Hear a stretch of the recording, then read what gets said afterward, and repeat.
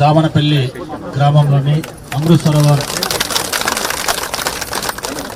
దగ్గర నిర్వహిస్తున్న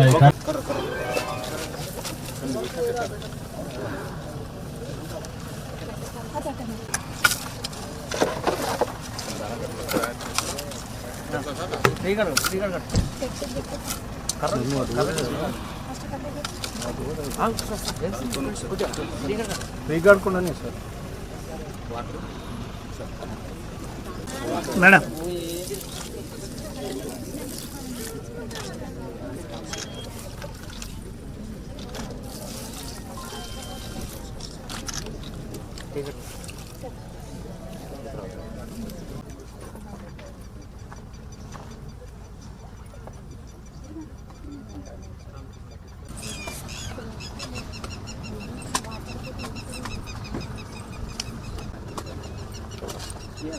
గౌరవనీయులు district additional collector local bodies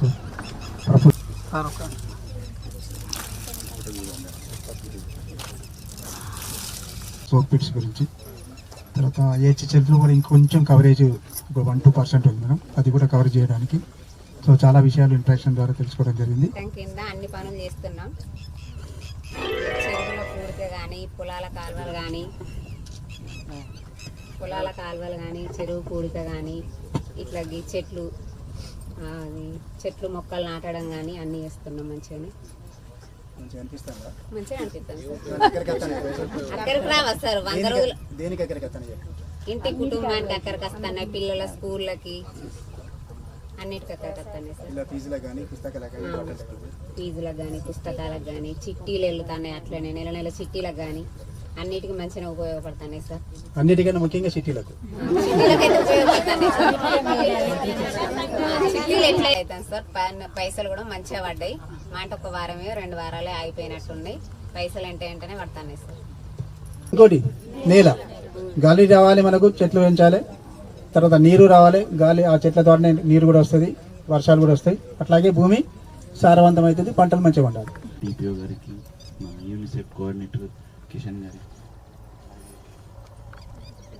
గారికి, సో ఇంకా ఉన్న మా డిస్ట్రిక్ట్ ఆఫీసర్, ముఖ్యంగా ఇక్కడ ఉన్న మా ఈజీఎస్ వర్కర్ అందరికీ నమస్కారం అండ్ శుభాకాంక్షలు. సో అప్పటి నుంచి సో అన్ని డీటెయిల్గా చెప్పారు. సో ఇప్పుడు మీరు ఇక్కడ నుంచి ఏం తీసుకుని వెళ్తారు? ఒక్కొక్కరు ఒక పాయింట్ చెప్తారా? ఏమైనా వాట్ అంటే ఏం మెసేజ్ మీకు ఇప్పుడు ఈ రోజు వచ్చింది? ఏ వాటర్ మేనేజ్మెంట్ అనేది రాసుకున్నారు. అట్లా అంటే ఏమైనా అర్థమైందా? అట్లా అంటే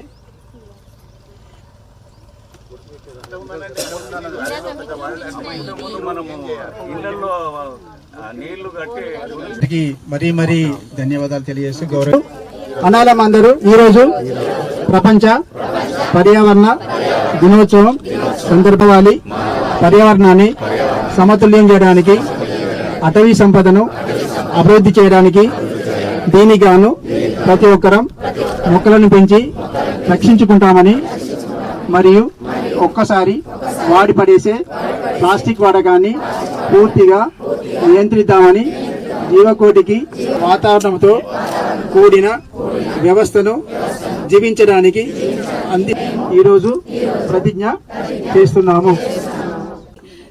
మీ రిప్రజెంటేటివ్స్ అందరూ మహిళలు, తర్వాత ఇంకా పురుషులు కూడా ఉన్నారు. సో మీ అందరికీ నమస్కారం.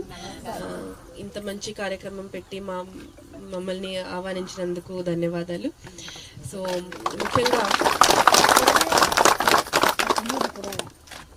ముఖ్యంగా పర్యావరణం కోసం మనం ఏం చేయొచ్చు అనేది ఒక ప్రశ్న. ఇంత పెద్ద పర్యావరణం అంటే ఇంత పెద్ద విషయం, మనిషి అంటే ఇంత చిన్న.